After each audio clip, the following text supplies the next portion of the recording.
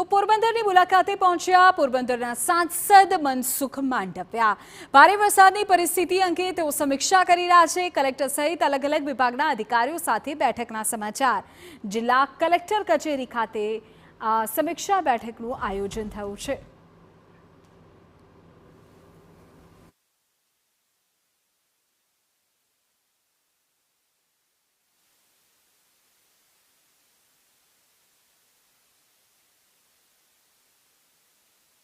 Collector कचेरी खाते जो बैठक मળી તેના દ્રશ્યો મેં આપને અત્યારે બતાવી રહ્યા છે। પોરબંદરમાં ભારે વરસાદની સ્થિતિ સર્જાઈ છે। ગેડ પંથકમાં નુકસાનીના દ્રશ્યો પણ ખૂબ છે। એવામાં મનસુખ માંડવિયા પણ ત્યાં પહોંચ્યા છે। મોહિત ભટ્ટ અમારા સંવાદદાતા પૂરી વિગત આપી રહ્યા છે। જી મોહિત। વિધિ, જે રીતે પોરબંદરમાં છેલ્લા 48 કલાકથી ધોધમાર વરસાદ વરસી રહ્યો છે ને તેને જોતા અત્યારે જે પોરબંદરના સાંસદ અને કેન્દ્રીય મંત્રી મનસુખ માંડવિયા છે તેઓ જે પોરબંદરની જિલ્લા કલેક્ટર કચેરી ખાતે પહોંચ્યા છે। અલગ અલગ વિભાગના વડાઓ છે તેની સાથે તેઓ બેઠક કરી રહ્યા છે, જેમાં જિલ્લા કલેક્ટર સાથે સાથે જિલ્લા વિકાસ અધિકારી, જિલ્લા પોલીસ વડા સહિતના અધિકારીઓ, આ ઉપરાંત ઇરિગેશન ડિપાર્ટમેન્ટ અને અન્ય જે વિભાગો છે તેમના વડાઓ, આરોગ્યના અધિકારીઓ સહિતના જે તમામ અધિકારીઓ છે તેમની સાથે એક બેઠક છે તે કરવામાં આવી રહી છે। જે અસરગ્રસ્ત વિસ્તારો છે તે કયા પ્રકારની સ્થિતિ છે અને ત્યાંથી જે લોકોનું સ્થળાંતર કરવામાં આવ્યું છે ત્યાં કયા પ્રકારની સ્થિતિ છે, આ તમામ મુદ્દાઓને લઈને અત્યારે તેઓ ચર્ચા વિચારણા છે તે કરી રહ્યા છે। પરિસ્થિતિનો તાગ મેળવી રહ્યા છે। આ બેઠક પૂર્ણ થયા બાદ તેઓ જે પોરબંદર શહેરમાં જેટલા પણ અસરગ્રસ્ત વિસ્તારો છે, કુલ 5 જેટલા સ્થળો છે ત્યાં તેઓ મુલાકાત લેવાના છે। સ્થાનિક લોકો સાથે બેઠક છે તે કરવાના છે।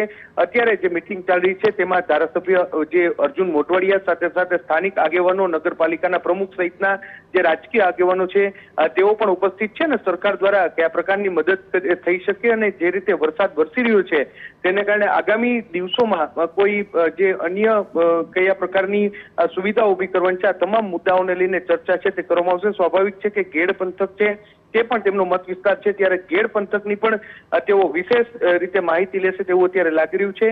મીટિંગ પૂર્ણ થયા બાદ તેઓ કયા પ્રકારના એક્શન વહીવટી તંત્ર દ્વારા લેવામાં આવ્યા અને લેવામાં આવી શકે છે આ તમામ મુદ્દે તેઓ ચર્ચા કરશે। જી મોહિત, કેટલા વાગે આસપાસ લગભગ કેટલા સમય બાદ તેઓ એ વિસ્તારોની મુલાકાતે જઈ શકે જ્યાં પરિસ્થિતિ ખરાબ છે, જ્યાં લોકોના ઘરમાં પાણી પહોંચી ગયા છે, જ્યાં સ્થળાંતર કરવામાં આવ્યું છે? શું એ લોકોને પણ મળશે સાંસદ? સ્પષ્ટપણે, કારણ કે જે રીતે પોરબંદરમાં જે 48 કલાકથી વરસાદ છે તે વરસ્યો છે તેના કારણે જે પોરબંદરનો છાયા વિસ્તાર હોય, રાજવીનગર વિસ્તાર હોય, રોકડી આનમન નો વિસ્તાર હોય, આ તમામ એવા વિસ્તારો છે કે જે અસરગ્રસ્ત વિસ્તારો છે ત્યાંથી લોકોને સ્થળાંતર કરવાની પણ જે જરૂરિયાત છે તે પડી છે। ગેડ પંથકના કેટલાક ગામડાઓમાંથી પણ રેસ્ક્યુ કરવાની જરૂર પડશે।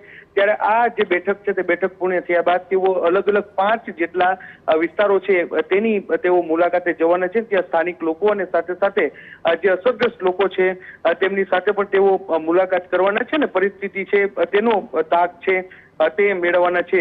અત્યારે પણ જો પોરબંદર શહેરની વાત કરવામાં આવે તો હજુ પણ વરસાદ છે તે અવિરત રીતે વરસી રહ્યો છે, ત્યારે હવે જો વરસાદ વધારે વરસે તો આગામી દિવસોમાં મુશ્કેલી છે તે સર્જાઈ શકે છે ને તેને પહોંચી વળવા માટે કઈ રીતનું આગોતરું આયોજન કરવું તે દિશામાં પણ અત્યારે તપાસ છે તે દિશામાં પણ અત્યારે ચર્ચાઓ છે તે કરવામાં આવશે। જી ઓકે મોહિત, આ કાર્ડ પર આપણી પાસેથી માહિતી મેળવીએ છીએ। તો અત્યારે પોરબંદરના ધારાસભ્ય અર્જુન મોઢવાડિયાથી લઈને તમામ જે અધિકારીઓ છે તેઓની ઉપસ્થિતિમાં મનસુખ માંડવિયાની આ બેઠક, કલેક્ટર સહિતના અધિકારીઓ સાથે ચર્ચા, પોરબંદરની અત્યારની સ્થિતિને લઈને તેઓ માહિતી મેળવી રહ્યા છે। જરૂરી નિર્દેશ પણ તેઓની કક્ષાએથી અત્યારે અપાશે અને થોડી વાર બાદ જેવી આ બેઠક પૂરી થશે એ બાદ મનસુખ માંડવિયા અસરગ્રસ્ત વિસ્તારની મુલાકાતે પણ જશે એવા સમાચાર છે।